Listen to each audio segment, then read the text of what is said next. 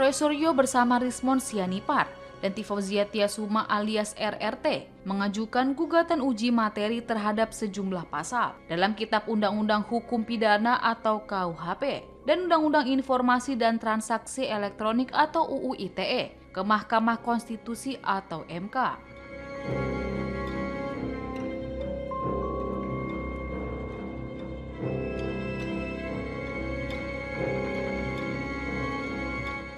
Gugatan ini diajukan buntut dari penetapan ketiganya sebagai tersangka terkait penelitian keaslian ijazah Presiden ke-7 RI Joko Widodo atau Jokowi.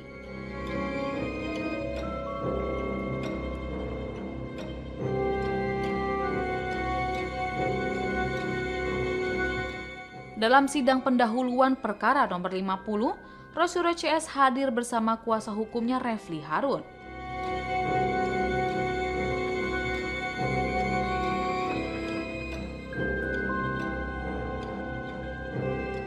Refli menjelaskan, kliennya dijerat sejumlah pasal pidana akibat aktivitas penelitian tersebut.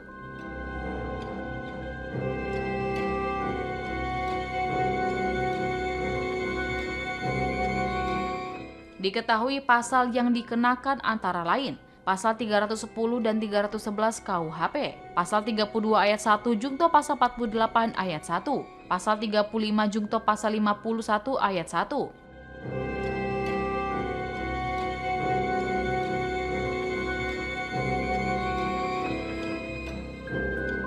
Serta pasal 27A Jungto pasal 45 ayat 4 dan pasal 28 ayat 2 Jungto pasal 45A ayat 2 Undang-Undang ITE.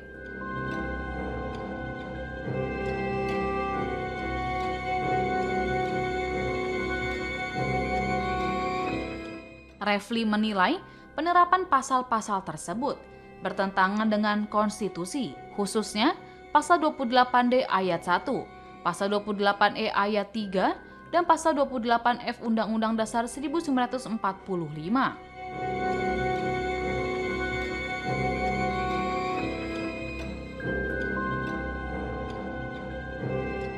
Menurutnya, kegiatan penelitian yang dilakukan Roy Suryo CS seharusnya dilindungi oleh konstitusi, bukan dikriminalisasi.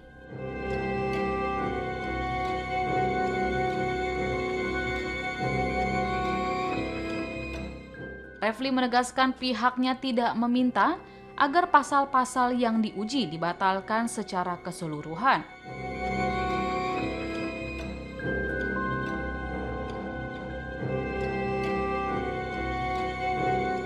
Namun, mereka meminta adanya pembatasan penerapan pasal agar tidak menyasar urusan publik atau kepentingan publik termasuk yang berkaitan dengan mantan pejabat.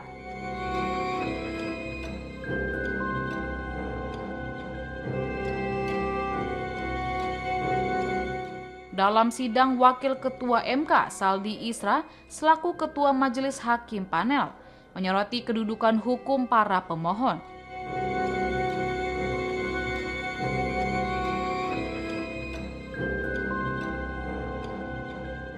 Menurut Saldi, pemohon belum menjelaskan secara rinci siapa mereka dan bukti konkret terkait status tersangka.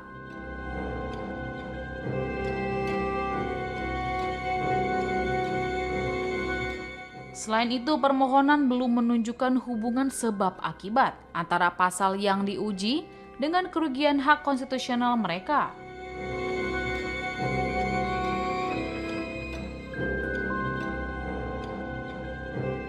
Bahkan Saldi mengatakan, putusan mahkamah tidak akan mengabdi pada kasus konkret.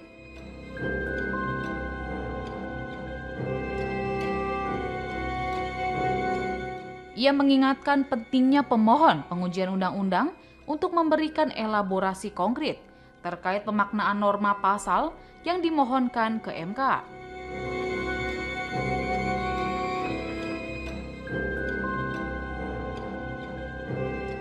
Putusan MK jelas Saldi bersifat erga omnes atau berlaku bagi siapa saja.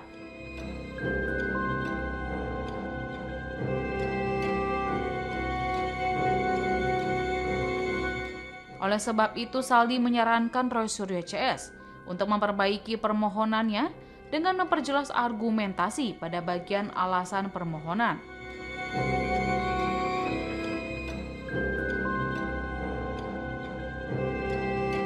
Sesuai hukum acara MK, para pemohon diberikan waktu 14 hari untuk memperbaiki permohonan dan harus diterima paling lambat Senin 23 Februari 2026